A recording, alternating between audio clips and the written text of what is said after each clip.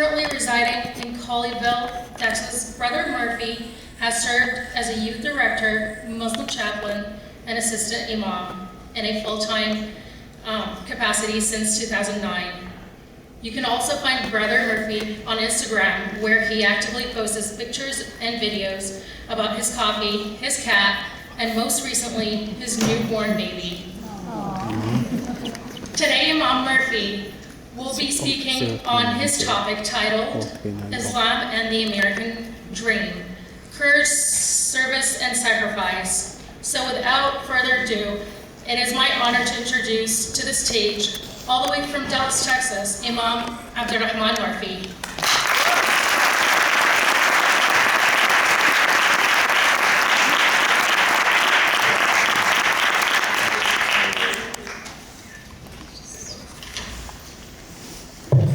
It works. We're good. You guys can hear me, right? Yes. All right. Bismillah walhamdulillah wa salatu wa salamu ala rasulillah. We begin by invoking the name of God and sending our appreciation and gratitude to God Almighty for the uncountable blessings that He grants us every day. We ask God Almighty to send His peace and blessings upon the Prophet Muhammad, peace and blessings be upon him, and all the prophets until the end of time. Thank you and good evening, everybody. How are you? I feel like we don't ask that question enough to one another enough. How are you? Everything all right? Good. I hope everyone's doing well. It's great to see you here. You know, everyone here is so incredibly beautiful. I think we can turn off all the lights and still see each other. You have so much nur, so much light coming out of your presence. I really appreciate you being here, taking time out on a Friday night. You know, some people might think that Bangor, Maine is not quite the Friday night spot, but I disagree. I really think you can do a lot of things on a Friday night. You know, you can chop wood, you can probably go hunting or something. But no, you decided instead to brave the cold and come to the university, and I really truly appreciate it. Some of you may be wondering, so I'm just going to go ahead and let you know up front that I don't play football, even though I'm this large. You know, my background, so Abdurrahman Murphy, even though Ustad Ubaydullah Evans and myself, Mr. Evans, we have very similar name structures, with a first name that typically refers to you know, an Arabic word, and then a last name which might be a more you know, ethnically American, you could say, last name. Mine obviously being Irish, being Murphy. Just want to share my background with you. My father was an Irish American, raised as a Catholic in Springfield, Illinois, and he actually converted to Islam. My mother, on the other hand, is an Egyptian American immigrant. And so you can imagine, you know, we got corned beef and we got falafel sandwiches growing up. And we had a pretty diverse menu that was incredible. In Egypt, they call it ta'miyah, right, which is, you know, it's a powerful thing to eat. And so that's why I look the way that I look in terms of size. It's because of the Irish heritage and the Egyptian heritage combined. It creates super babies that are very large. But all seriousness, you know, my father having that heritage, that spiritual heritage, and my mother having that background showed me a lot about where we are right now. I think I grew up experiencing two very distinct and different realities as a young person. And when I went to public school in Chicago, I was weird because of my first name, and when I went to Islamic private school, I was weird because of my last name. So I've already grown very accustomed to never fitting in, no matter where I was, and being this size, you can't really hide behind people. So you do always stick out. But one thing that I think that was able to fortify me throughout all of these, you know, social trepidations and awkwardnesses that the other seems to experience quite often are universals, things that we all find in common. And this is actually one of the ways that God has created human beings, is that we are inherently people of social activity. We are tribal creatures. We like to align ourselves with one another, but then the unfortunate thing is that once we become too comfortable being similar, we start to discover differences and then mark flags at the differences that we have. I was recently in Spain taking a group on a cultural religious history tour of Spain, And we bumped into at a local coffee shop, as they alluded to my Instagram post. I'm kind of a little bit of a coffee aficionado, but we bumped into it at a local coffee shop, a American couple who was on vacation in Spain at the same time that we were. And as we began to talk to them, you know, when you're in a country where you don't hear much of your native tongue, the minute you hear it, you get very excited. You know, Ustad Ubaidullah lived in Egypt for many years, and I'm sure when you heard English, you got very excited. So you get very, very excited, and you instantly, by mere virtue of the fact that you both speak English, you become best friends. And so, you know, you're hugging a person that you probably would not even notice walking next to you at the University of Maine, for example, and you're embracing them because you share that bond, you share that passport bond. And so we began to talk, and I found out that they were from Chicago. And so that, being from Chicago myself, brought a lot stronger of a bond between us. And we sat down and we started enjoying coffee together. And then as we began to converse some more, something was revealed about this couple that was very troubling to me as a Chicagoan. And that was that they were from the extreme minority of Chicagoans that are Packers fans. And at that moment, my tribalism kicked in. And even though we had just basically been on our first date, in terms of intimacy and closeness, simply by mere virtue of the fact that we were both American, when they revealed in conversation that they would choose, you know, a green and yellow jersey over the beautiful Bears jersey that I have at home, I began to distance myself a little bit from them. I looked at my watch, checked my phone, said I have somewhere else to be. I didn't actually do that, but really I felt a certain amount of distance between us. And this is one of the interesting things that you may notice even within Maine, that as, are you guys called Mainers? Yes. Okay, that's nice. Mainers, right? You take the R away. As Mainers, you unite whenever there is an outside force that comes to challenge your Mainness. But then once you start to look inward at yourselves, there are certain schools that probably have certain rivalries with other schools on homecoming night, or for the state basketball championship, or what have you. And there are probably certain areas of Maine where they look over at other areas of Maine and they say, oh, Portland, Maine, they're a bunch of, you know, they're not real Mainers. They don't live as far north as we do. They don't have neighbors of elk and deer, right?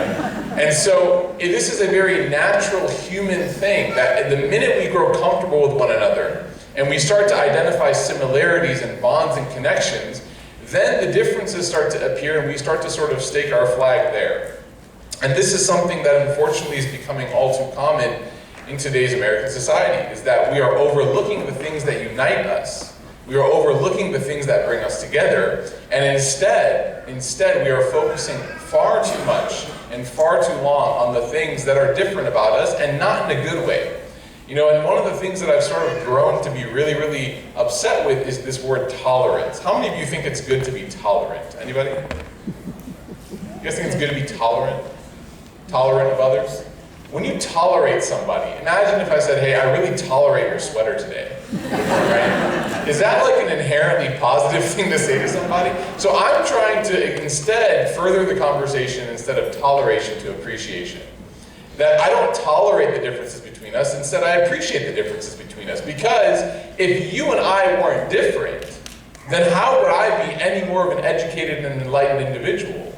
That's part of the reason why they offer things like study abroad programs. It's part of the reason why traveling is an education you can't get in classrooms, because you are immersed in cultures and languages and experiences that are inherently not your own. And through that, you become more of yourself. You discover more of yourself. You become a better version of yourself. And that's what makes truly, you know, if we look at it historically, that's what makes this country great. Is just as we mentioned before on this same podium, the invitation, not just regrettably, not toleration, but the appreciation of others to come to this great nation and try to build it to what it is today and become even better. That really being, especially now, at stake is being threatened. That is what made America great. Now, I want to tie this back to something that every Muslim is taught in their faith. And this is something that a lot of us may find shocking. And that is that a lot of the Islamic foundation principles, a lot of the foundational principles of our faith in Islam, they find themselves sharing principles with what we would call quintessentially American principles. You know, things like justice, things like innocence until proven guilt, things like, caring for those who are less fortunate, things like, these are things that in a time where we are sort of trying to discover again who we are, we need to go back to basics and our principles and sort of dust those off to remind ourselves what made us who we are in the first place. Now, in the life of the Prophet Muhammad, peace and blessing be upon him, he wasn't always considered, in terms of the literal word, a prophet. There was a moment, there was an event in which he received revelation. And at that moment, he basically would go to the mountains, and he would sit in the mountains and he would actually meditate.